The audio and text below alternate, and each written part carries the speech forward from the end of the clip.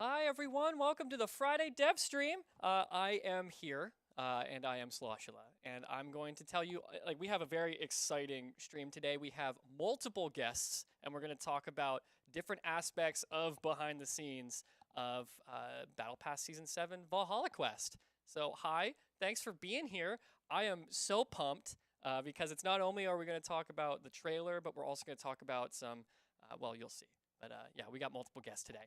So, but before we get to that, real quick, we have some World of Brawlhalla things and something else as well. First up is brawlhalla.com/merch, where you could get this shirt if you would like, as well as everything else you see on screen here, and a bunch of other things. So we partnered with the Yeti, Spiff Space, and also we have additional BCX merch still available if you missed it. I can guarantee you this shirt is very comfortable. It's so great, and a few people around the office have been wearing the Azoth one. So besides these, though, you also have the other Yeti merch that we've done in the past with them, and these all come with a Yeti Tarot skin code. So you should get those. Yeah, brawlhalla.com/merch. Again, Spiff Space. These are also super awesome. This design here, I'm pointing over to the TV. Right? I don't know why you can't see these. Very good. And then, yeah, like I said, also we have the BCX merch where you have joggers, an esports jersey, and some other things that you'll see on screen in just a second. These also, again, all of these can be found brawlhalla.com/merch. Someone says I'm quiet. Anyone else in chat think I'm quiet? Is that just the gamer here? Let me know. Oh, he says why. Someone else says why is he so quiet? Slosh is indeed quiet. Well, brawlhalla.com/merch is all you missed. Anyway, also esports. We had a big announcement the other day. I believe it was actually this past Monday or whatever. Anyway, recently. But this whole time, you still could have been signing up for the Winter Championship, which is not this weekend, but next weekend. Singles is the first weekend, and doubles is the weekend after that. So keep that in mind. Brawlhalla.com/winter. You can also go to start.gg/Brawlhalla. Sign up for your region, and be sure to sign up soon because signups aren't going to last forever. You see that singles starts February 3rd. Signups end before February 3rd. So be sure to sign up before then. Free to sign up. There's no ELO requirement. Just make sure you're signing up for the correct region. That's for both singles and doubles, by the way. And then also, last thing in the world of Brawlhalla, Prime Gaming Bundle. Still going on, the Nightblade Bundle. Again, this is for anyone that has an Amazon Prime subscription. Brawlhalla.com/Prime. Get yourself a bundle of all these things. My goodness, if you don't own Hattori, you get that skin, as well as the Legend Unlock for Hattori and everything else you see there. Yes. So, in other news, besides brawlhalla.com/merch and the esports and /prime, we have another esports announcement. You might have noticed that we mentioned that we are going back to LAN, by the way. So we have something else to show in regards to that.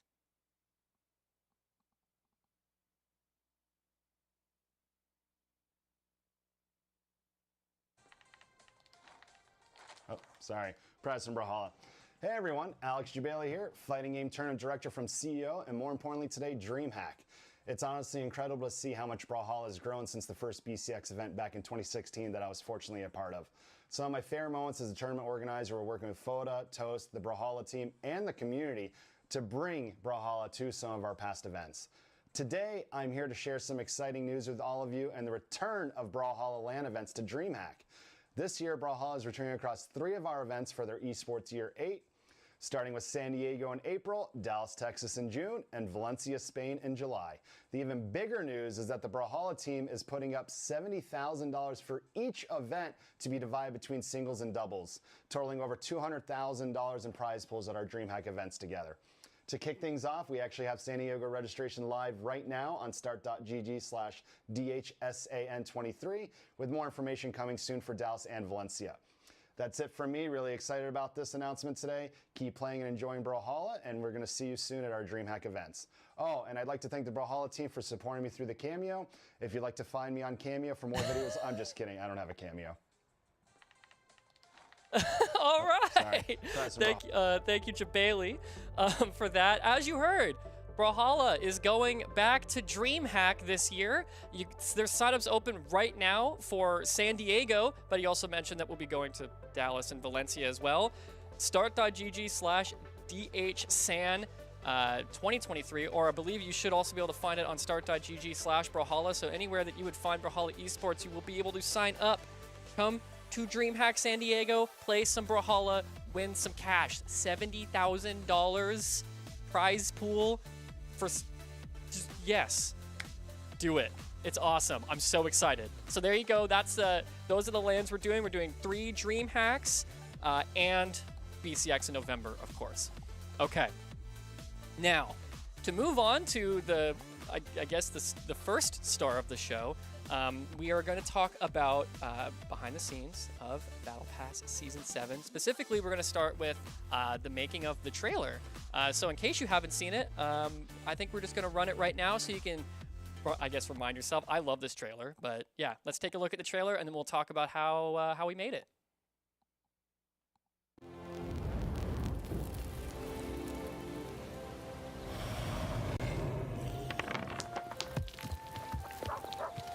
You find yourselves outside of town, but you sense danger.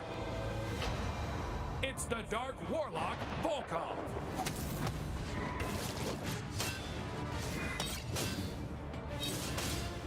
A hero must rise up to meet this challenge. Who could it be? I will face this foe, the great Jay Young. The hero plays, levels up, and unlocks new rewards. But the hero cannot defeat Volkov alone. I call upon my team of great adventurers. Sidra, the Beastmaster. Hugin, the Bard. And Kaya, the Cleric. They'll need items and familiars to succeed against the great Volkov.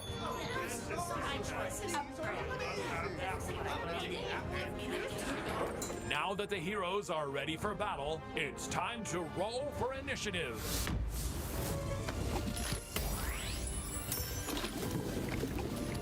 And now the battle begins. Are you ready? 3, 2, 1, brawl! Adventure awaits in Brawlhalla's Battle Pass Season 7.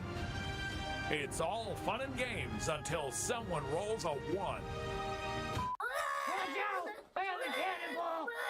Oh, where's my cannon? Sharon, you have my cannon? Sharon?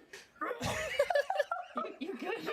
So that's our Battle Pass trailer. And I'm joined today by Remix, who did a bunch of work on the trailer. Hi, Remix. Thanks for joining us. Hello. Thanks for having me. So a lot of people worked on this trailer, right? But you specifically did a bunch of work on the physical props. Do you mind kind of going into a little bit of detail of what you actually did for this trailer? Yes. Well, first of all, when we started discussing the trailer, we said, what if we had like a 3D printout of, Volkov, and we were moving him around playing on, table gaming, but actual 3D, like 3D printed, like an actual figurine. And then I said, years ago, I told Matterhorn, I want to do a popsicle stick trailer. And he was like, what? And I said, don't worry, one day I'll find the right spot. This was it. I was like, our characters are in 2D in the game. Right. So let's have everything, let's have them be 2D, in this 3D world. So it just kind of went crazy from there. And I was like, okay, I got to get the skins. I'm going to do this. I used to actually do technical illustrations in a past life. So I was like, give me all the vector art for these characters. Yeah. And I'm just going to start figuring it out, print them out. And so I started with this little Sidra here that it took forever for me to cut out. And I realized, okay, I need a thick black border around them. Right. And I did that so that they were front side and back side, depending on how we wanted to use them. But then also there was a scene where we knew we were going to see their backs, so I had to do that too. So I think it's on Twitter. There's a photo of we got all some of the of the backs ones here that I too. did. Right. Yeah, so that you could flip them around either way the day of filming. So Depending on where anyway, how we wanted them facing. Exactly. And then I was like, well, we could have the actual backgrounds too. So we got the map artist. He was still working on that map. And so we had to, so we had to get the platforms and recolor them. Those platforms are from another map. So kind of Photoshop them together and then print them out. We didn't know what size we would need, so we sent files to the poster store to print stuff out. So we have like 3 different sizes of everything. They're huge. Oh my goodness. And then, so I mean, it all just kind of came together, and just like like any school project you've ever done that you're going to do some presentation or something, everybody grabs whatever they can from home and shows up, and you need certain things, like we know we need little characters, for sure. But then you're also on the way out, you're like, I have some drumsticks, I'm going to grab those just in case. So and then you're like, I don't know if I'll need them, but we have popsicle sticks, and then when you're shooting you find out, oh, the sticks aren't long enough, these popsicle sticks, so you go drumsticks, and that's what the scene is at the end with the with Lipstick and Josh doing all that. You could see that, like, when because we were over here, right, like you would be able to see our hands if we were using this, right? So we ended up using, we still have some of them here, we ended up using the drumsticks so our hands wouldn't show. It was a lot of just like little things to think about, and so also, you, for those that don't know, you are usually the announcer for Brawlhalla in game, and you do a lot of the sound stuff, right? So how did you bring that all in? The sound stuff. You do all the stuff. That's right. Yeah, I did. Just in case, I didn't want to. I know. But so how did you kind of bring that expertise into the rest of this trailer as well, aside from all the physical stuff, which we'll get back to? But how did that kind of come into play for this? Because there was voiceover as well as your own voiceover, and of course, all the other sound effects. Right. We had to prepare beforehand, saying what's the script? What do we want to do? It was Duke builds the trailers and stuff, and for this it was Josh, me, and Duke figuring out what are we going to do, and if we want to do something like this, we gotta plan as much as we can. It's so hard, to figure out what will it be, because it all comes together in the edit with videos and trailers. So we had a script. Well, we can have each legend say their name. And we thought, it'd be funny if someone with a low voice like Taza was, say, Hugin or Kaya, and although Slosh ended up being Kaya, but Sheepy is in there, Duke's in there, and and the announcer is being the dungeon master. So we had it scripted. And on the day, since we had everyone there, because we did this over a weekend, and it was a long, exhausting day just to get those shots. That's how it always works. God, I think we were expecting. I think we planned out 5 hours, and ended up taking 7 hours to shoot that all in one go when everyone was available, right? Because it was right before the holidays when we filmed this. Exactly.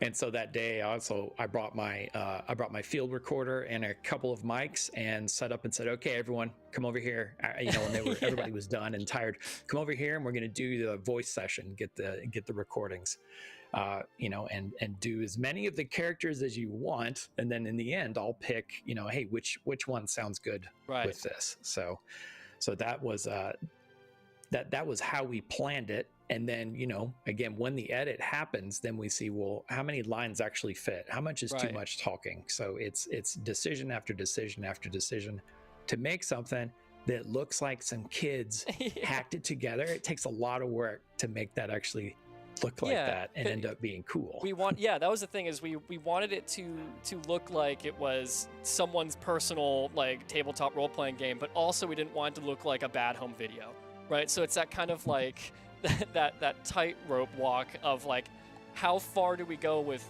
production, and what do we scale back on, again, because we don't want it to look bad, but we want it to be fun, and that's that's I think that's mostly, I think we hit the mark for sure on that. Yes. Yeah, and we had a stretch goal of, let's also print out the sidekicks and see if there is some way where we could make the sidekicks actually drop off the legends. Yeah. So, and you'll be able to show what we came up with. But Exactly. this was Left Stick was MVP that day because he showed up with a bag of stuff. He was like, I bought magnetic tape. I bought these rods with magnets on the end of them and just stuff. And I was like, give me a few minutes while you guys are shooting other stuff and I'm going to figure this out. So as Josh is showing there, There we go. you have magnetic tape on the back of Sidra. That's right. Let's see And if, then- if you can see that there. I don't know, Yeah, Toast, you can zoom in. But yeah. that's our big strip of magnetic tape. So this is how we did that shot of the sidekicks dropping them off.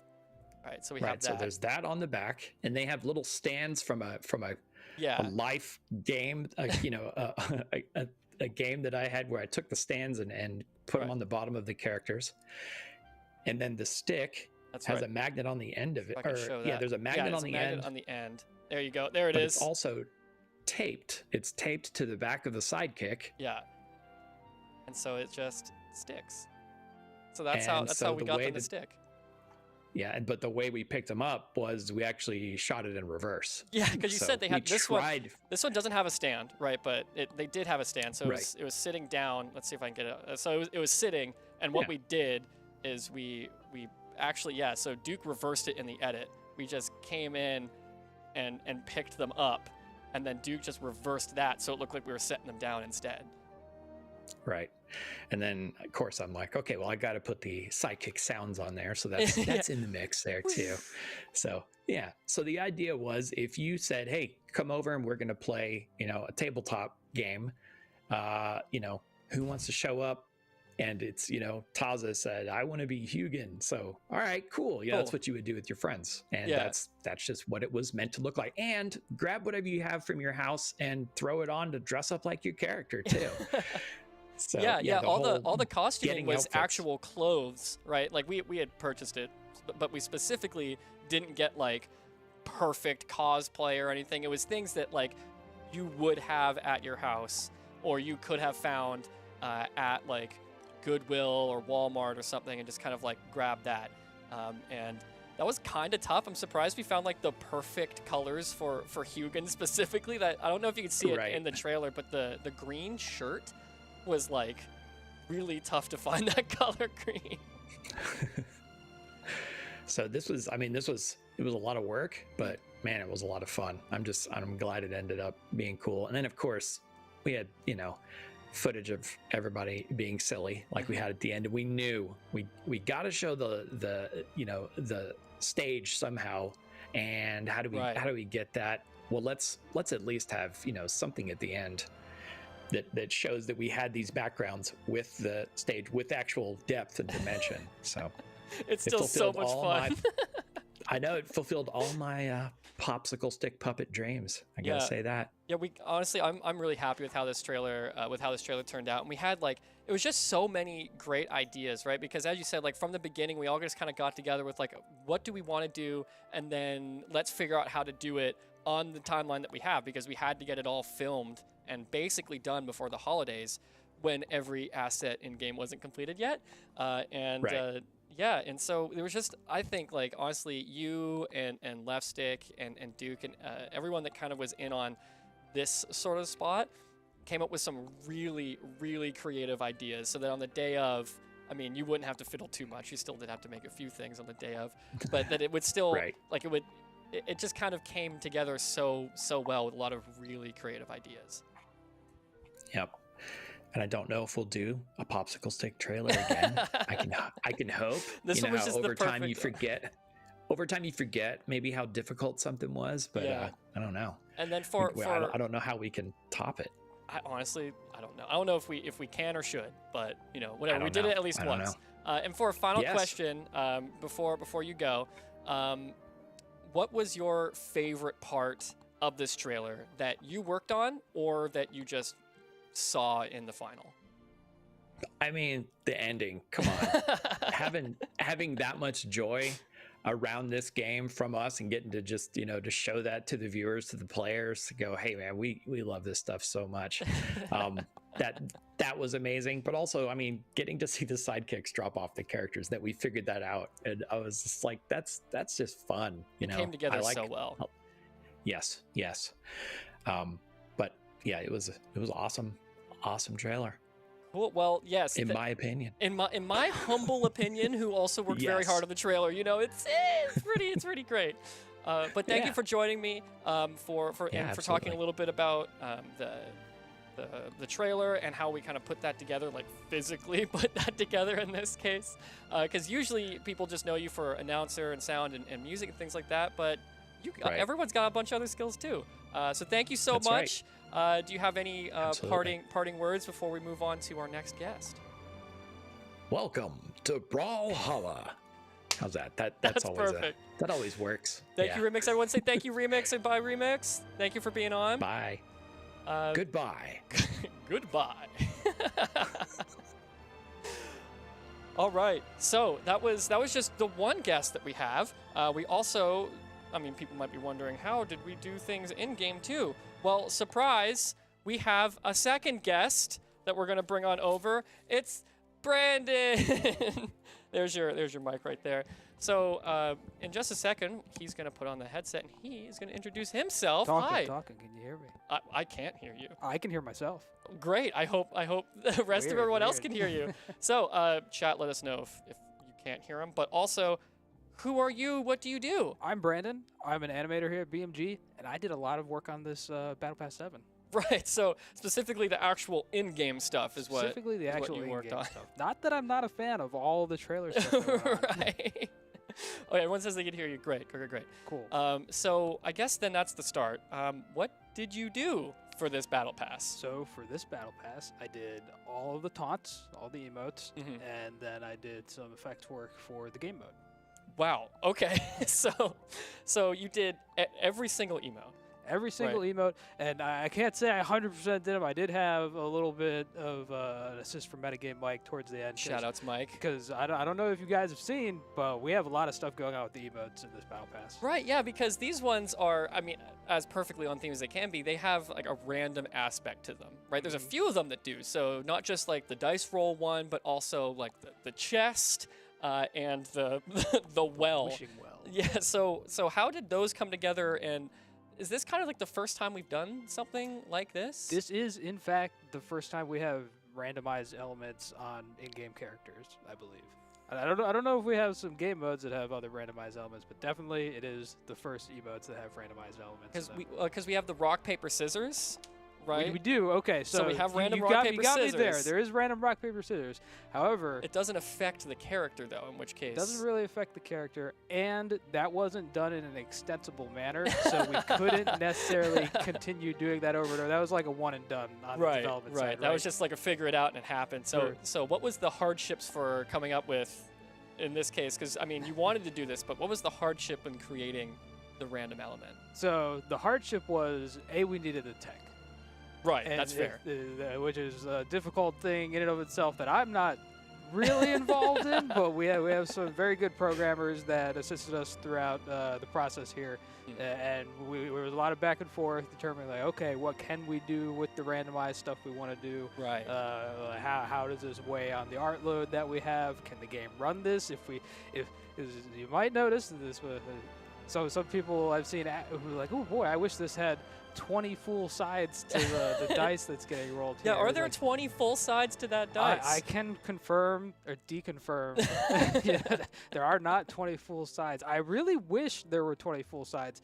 There are 20 full sides to the game mode die. Oh. Which, we can get to that later. Maybe we got some images here. But the taunt dice is, we got the 1, we got the 15, and we got the 20. Right. And that wound up being the through line for all these taunts is that they have 3 variations to them. Right. Because unfortunately, having 20 plus variations of something is maybe, it's one, a little bit much for the game to handle potentially, and 2, a little bit much work on the back end potentially. Yeah. And I'm not sure, like, you kind of get some diminishing returns in that case, right? Like, in this case, like, you have 3 options, and you're like, I wonder what I get. But then with, like, 20 different options, you're like, This is a lot. and we did, at some point we tested, we were like, okay, do we want more things with less variation, or do we want less things with more variation? And we felt like less things with more variation was the way to go. It's pretty impactful. That means it was more work. So we crammed the extra value into this. So did you have a favorite moment from the design process, and can you talk a little bit about like start to finish as well of like what it meant to create this battle pass just in general? Well, we all love tabletop RPGs, right? We're all big nerds, big surprise. surprise. We're surprised, big nerds working on this game. Yeah. But my favorite part was being able to be like, okay, I love these things. I have what I lovingly call my bag of souls. It's a bag that has a whole bunch of D20s and D6s and D5s. Oh, like right. Any kind of dice I could need. So whenever I needed to draw a dice, I was like, I have this one here. I favor this one. I will do. This one's not random. This one's a spin down. I need this one. Let's give this a roll. Let's see how that works. And there are a lot of. Okay, I drew a lot of dice for this one. So there was a lot of dice reference that was occurring, and that was like the most fun part. Got a lot of use out of that bag of souls. So is there anything else kind of like that you can think of off the top of your head, just as something of note along the design process that you'd like to shout out before we get into a bit more specifics? Oh, well, I guess I'd want to shout out to Calamari Pop, right?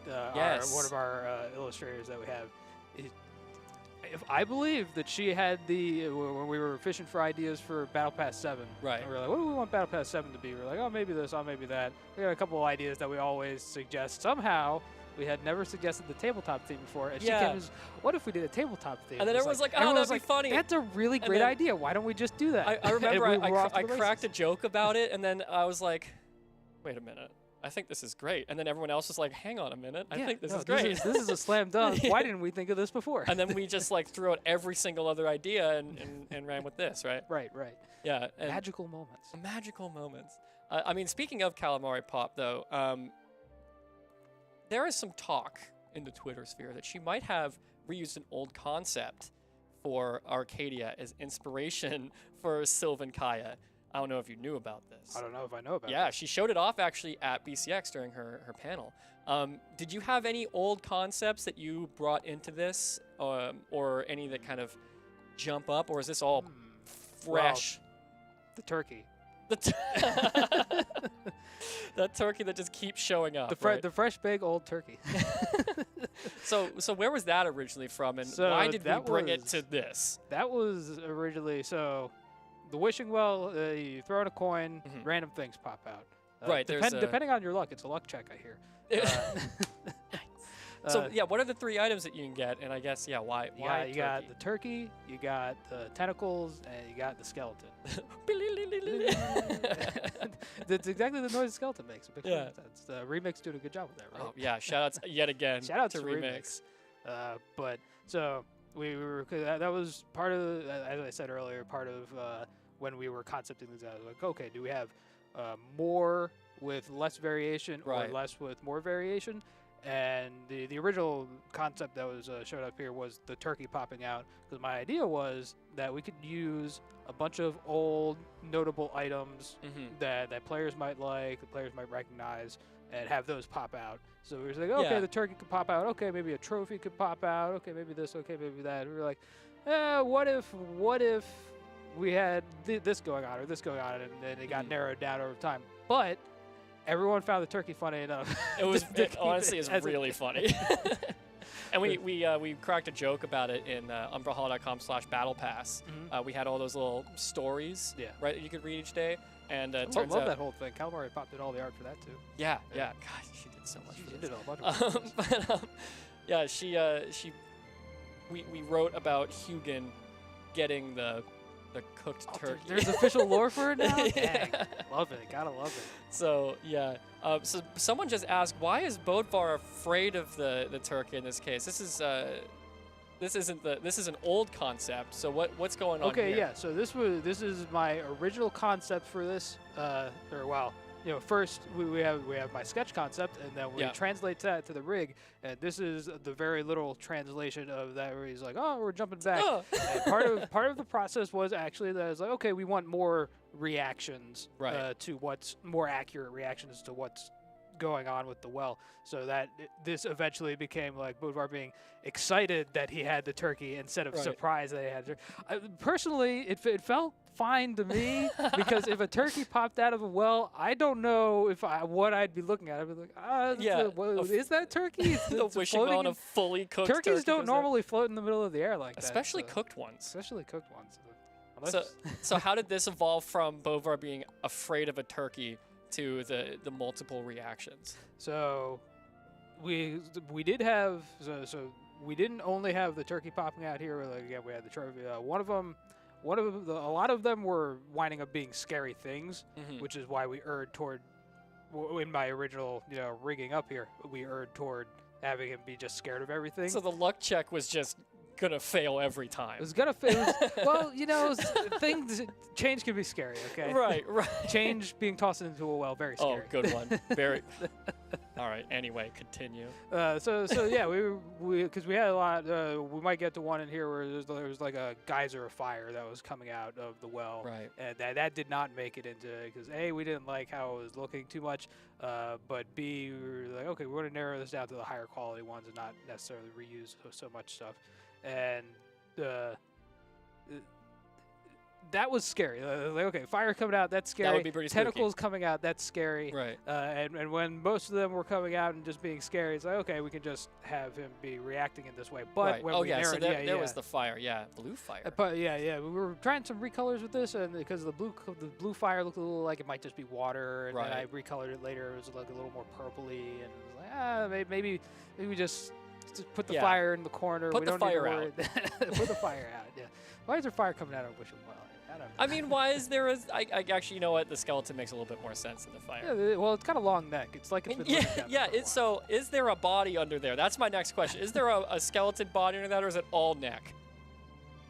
It's scarier if you don't. But yeah. So as we went through, there were less scarier things, so it made more sense to have him react in a more appropriate manner. And because when we have 20 of those, making a different reaction for each of the 20 of those things, not reasonable, unfortunately. So maybe having 2 reactions to 3 things, that's perfectly fine. We can do that. We can handle that. So we've seen a few work in progress sketches. I guess we can go through a little bit more of those, and then maybe you can kind of speak a little bit on what they are, what stage we're at. Like, so this definitely not an final. emote, not fire. Not final, not an emote. Yeah. So might be Volkov.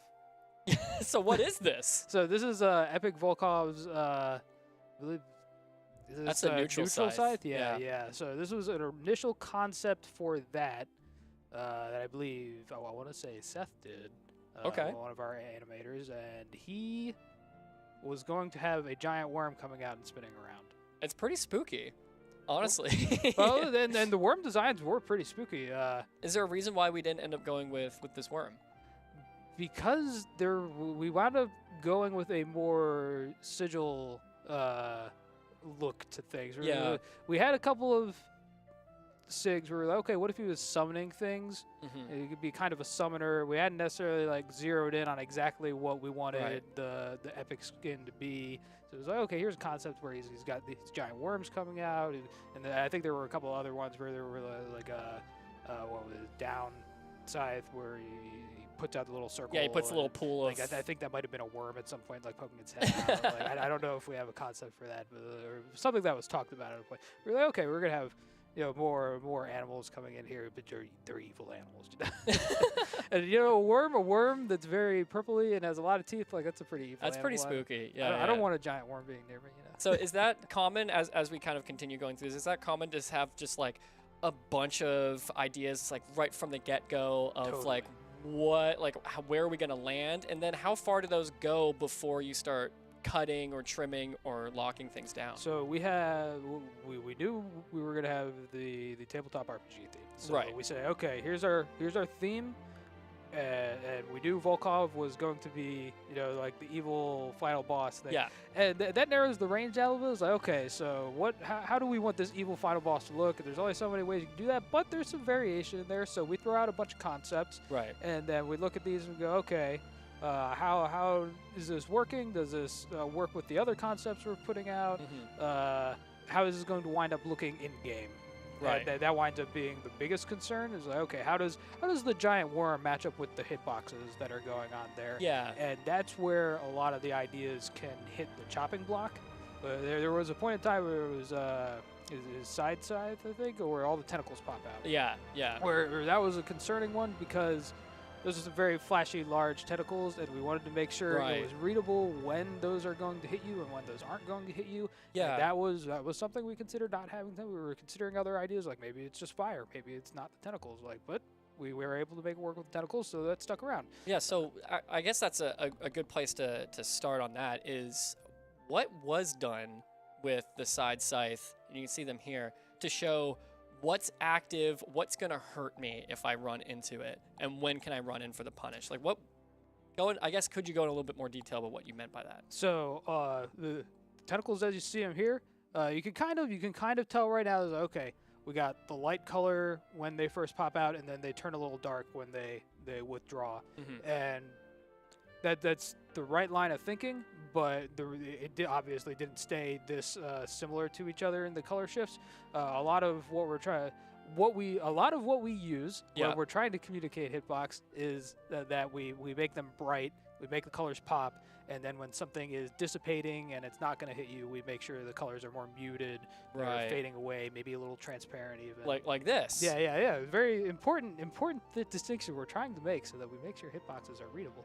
I believe what wound up happening with this is we used, because we were doing just the tentacles at first, and that was maybe like not quite reading even with the color change, because it's like the tentacles are just very active. Yeah, they're just doing a doing whole bunch of this stuff, all and over if the they're just place. color changing while they're doing that, it's like, well, that's not necessarily as readable as if they like popped out and then like went like a little limp or something. Right. Because in the heat of combat, even though the color changes, you're still seeing a scary tentacle. Well, because colors are changing all the time in the heat of combat, so that could mean anything. So I believe what we wound up doing is adding gouts of fire and differently changing colors of gouts of fire to complement the tentacles, so the tentacles weren't by themselves.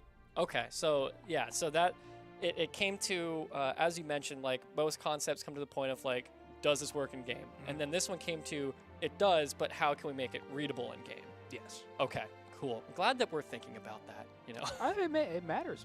It The way the game plays matters, turns out. Yeah, when you're playing the game, it is important that the gameplay matters. When you're developing a game that you want people to play. Exactly, right. And by the way, Chad, as we kind of keep going through these concepts that you provided and the behind-the-scenes things, ask questions. We're looking at twitch.tv/Brawlhalla, so on Twitch chat, if you have some questions that you want to ask Brandon, in this case, because Remix has left, then feel free to just leave some questions there, and we will pick out some of the best ones and maybe ask them. So before we get into those chat questions, what are your favorite items in this Battle Pass? I guess that's a twofold, is to the ones that you like to work on the best and the ones that you just like the best in general, how they turned out. I really like this Battle Pass in general a whole lot. It was a lot of fun from start to finish, and I think we all really like the concept, so it's hard to pick like just one or two things that I like a whole lot.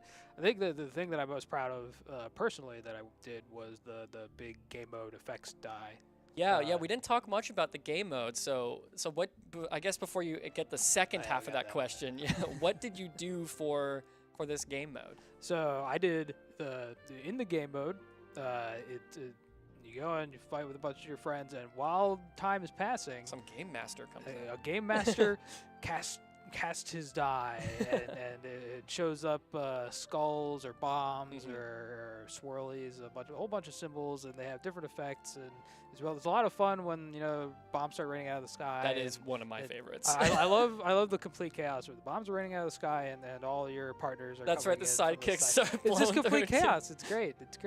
And that went through a lot of iterations, and that was it was a little tough because like, okay, the direction I was given was that, like, okay, we need something that's going to show a bunch of different effects with a die. It was like, okay, well, I can set up a die. That And you can see here you start with numbers, right? Yeah, oh yeah. So that's what I mentioned earlier, that we did have a die that had 20 sides on it. In fact, the Game Boy die still does have 20 sides on it, even though it doesn't have the numbers anymore. So that was a thing there where it's like, okay, I did my initial version of that where it's like, okay, the dice just rolls down and it shows up one of the face numbers. Right. And then based on that number, it's going to produce an effect.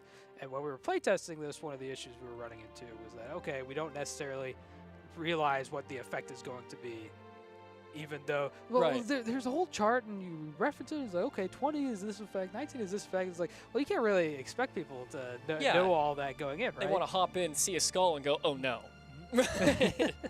which is reasonable from a Yes. gameplay standpoint. For me, after producing 20 animations for that, I was like, well, this is a bit of a bummer, but I understand.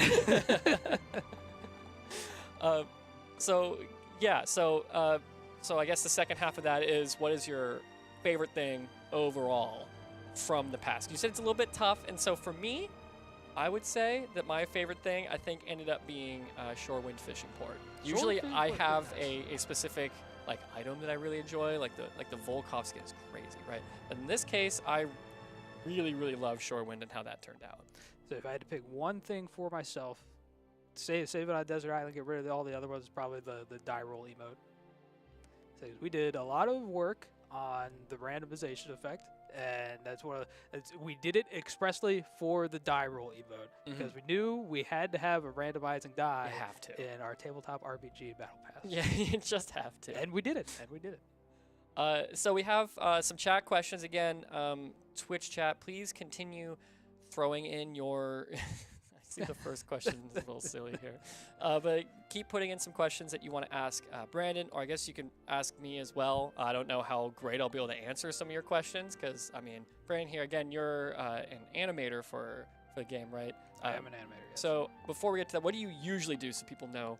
Kind of. So I'm making characters. I'm working on battle pass. I'm doing emotes. We're working on crossovers, like things I've done in the past. That's right, because Hugin, Moonin. and we had you for Ezio. Yeah, I was lead on Ezio. Did BP5, BP4, BP7 now, BP6. I skipped because I was working on Ezio. So I did Kung Fu Panda crossover, Street Fighter crossover, whole bunch of stuff. Okay, so first question here, and Toast, I hope I'm looking at the right ones because I'm only seeing one, but here we go.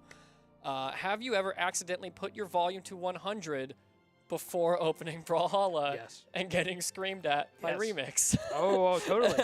Well, because it's that plus the sound, and when you have your headphones on, it's just like boom. It's like, oh, come on, I can't do this. I can't hear people. Yeah. Whoa! Oh, jeez. So you were doing that earlier, setting up this. Is probably Oh 100. yeah, that's right. Yeah. So yes, to everyone asking, yes, that has definitely. Well, happened. it's double fun because we have Brawlhalla on a million different devices, so you're just randomly putting one on. And it's Yeah. like, what? The volume is going to be a grab bag sometimes. That's right. You don't really know. Okay, and this one's from Spooter1. Is the next Battle Pass going to be a new one or a repeat of an older one? I can answer that. So I guess it depends on what you're asking is the question here. The next Battle Pass, I mean, are you asking about Battle Pass Classic? Because, I mean, you might see a pattern here, but I can neither confirm nor deny what it will be. Oh, if Slosh can't confirm or deny, I definitely can't confirm or deny. But yeah, essentially, like, next question.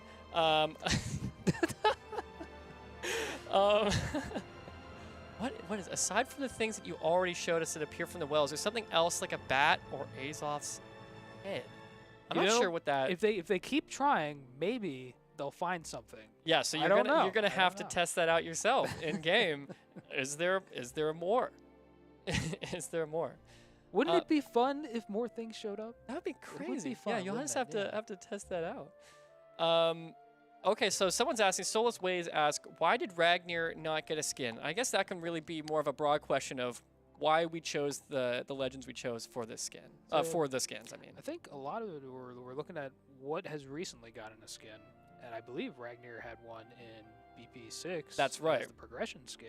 That's a pretty big deal for a battle pass And it's a skin. pretty cool looking one too. I love like that that one. Yeah, it's great. So specifically Ragnar, that's why he had just gotten Specifically Ragnar, that's probably why Ragnar got passed over. Yeah, for this one. and do you know why we ended up choosing these legends for this battle pass? Combination of which ones have had stuff recently, which ones haven't, but also which ones fit the theme the best. Or it's like, okay, who's gonna be? We need our big epic boss. Who's gonna fit with that? Volkov seemed like a good decision.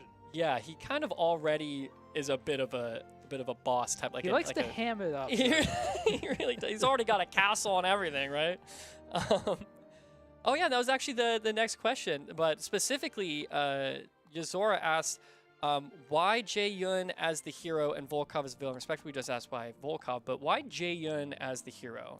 Well, because the hero in a lot of tabletop RPGs, there's the archetype of the paladin, Right. and right. they're very, very holy, very good, very unquestionably impeachable, morally. yeah, like, he is the guy that does straight the good arrow. thing. Yeah.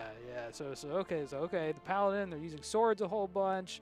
What characters do we have that line up with that? And again, haven't been used overly much that people would like to see some variety for. Jae-yun fit the bill. And he kind of just worked for like the hero's journey, right? You know, yeah. But yeah, thank you for that. We'll ask this one just quickly. Yuzora also asked, what is Brandon's favorite character in the game? My favorite character in the game. Is it Ezio? It's still Ezio. Well, that's because the thing is, I've been playing a lot of Tezuka lately. Ooh. Playing a lot of Tezuka's pretty Tezuka's the new freshness though. He is the new hotness because the thing that I liked about Ezio is that you could dunk people, right?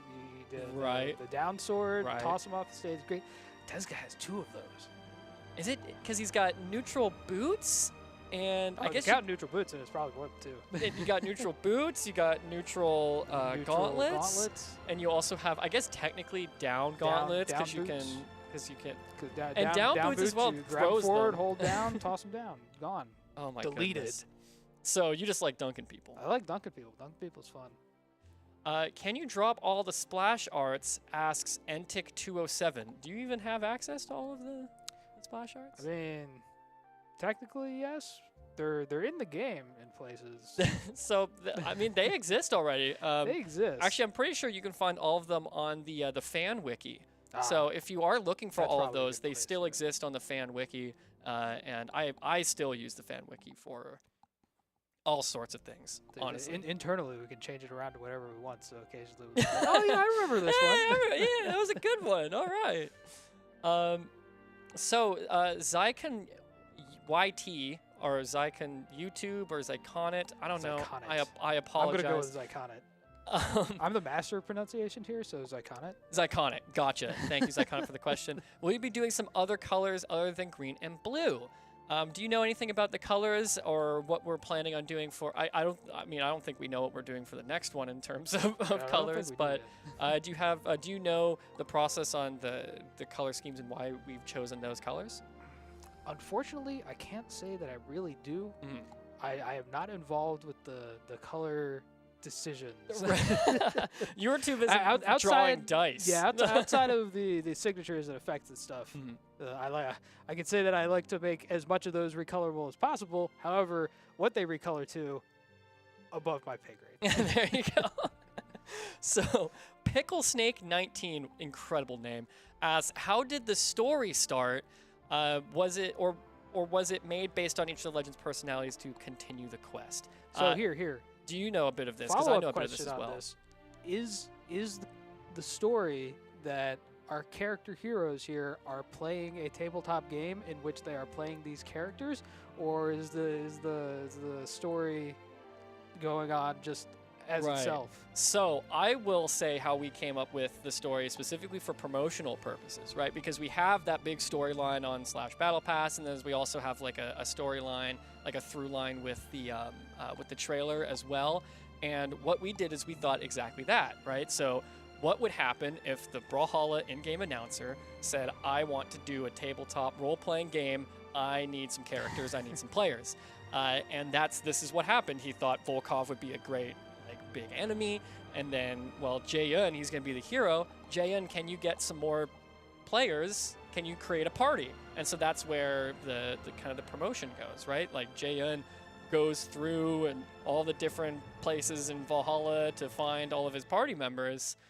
And then so you're telling me they got bored in Valhalla, and that's they how didn't get bored. ValhallaQuest It was just born? it was just an I mean, I don't know. That's kind of what it sounds like. It's like, man, I really need something to do. Valhalla's overrated. We need excitement. We need more excitement other than just hitting each other a lot. We'd be able to fight for all eternity, but we could do something else. What if we Right. rolled dice at each other instead? Yeah. And then you'll see in the trailer it ends as the fight begins because that's where you all come in. You get to now play the battles that they're playing in their You, the role-playing player, game. get to You, the decide who player, wins. get to decide. Well, I guess that is right. Someone will win and someone will lose. So this last question, Wangana. We'll have Wangana as the final question here. Who thought about creating another Dander avatar? Thanks in advance. It's so cute. I think we're always trying to sneak Dander in everywhere, really. We kind of just put the cats, Butterscotch and Dander, Yeah. really wherever we can fit. So was it Butterscotch on the Ezio stage? Yeah, Butterscotch Yeah, is she on. shows up in the background a couple times. Yeah, on both of them. On one of them, I think she's playing with something. The other one, she's sleeping. I think is what that is. I can go out on a limb here and probably confirm in the future we'll have more of those cats.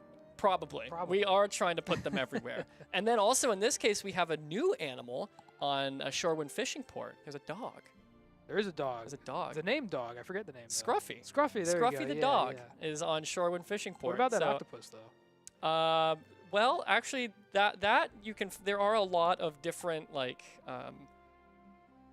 What is it? Are you telling me the Easter octopus eggs. doesn't have a name? No, there's a lot of Easter eggs, and I'm not going to say what they are, but on Shorewind, there are like so many different things on the stage and in the background as callbacks to different things. Oh, there's a so, bunch of stuff. Yeah. so that's for everyone at home to decide. But thank you, Brandon, for being on. Any problem. final things you want to mention about Battle Pass or what you worked on for it, or just kind of like what Remix did, just one final thing? No, I'm going to say shout outs to Calamari Pop for the ideas. Shout out to Metagame Mike for the assistance. Remix did a great job with the sound. I'm trying to like who else? It's doing it so close. So many people worked on this. I just want to shout outs to them. Sorry I forgot your name, but the whole team did a great job, I think. And I'm going to do one final shout out to Calamari Prop as well, because she did so much. Like, she was really a huge part of putting together this Battle Pass, down to even, she helped get the costuming even for the trailer. Calamari Pop was like such a big part. She helped with the story. She helped with with the skins and the avatars and like I said, even like the trailer down to the costumes. So huge shout out to her. And Wangana, you can ask Calamari Pop about that avatar. So I believe that's everything, though. Thank you again, Brandon, for being on. No problem. Shout outs to you and the rest of the animation and art team for putting together this Battle Pass. I hope everyone is enjoying it as much as we enjoyed making it and putting it out for you. But thank you all for being here. And I hope everyone has a fantastic weekend. Enjoy Battle Pass Season 7 ValhallaQuest. So, bye, everyone. Good to see you. Have a good weekend. Bye-bye. Bye.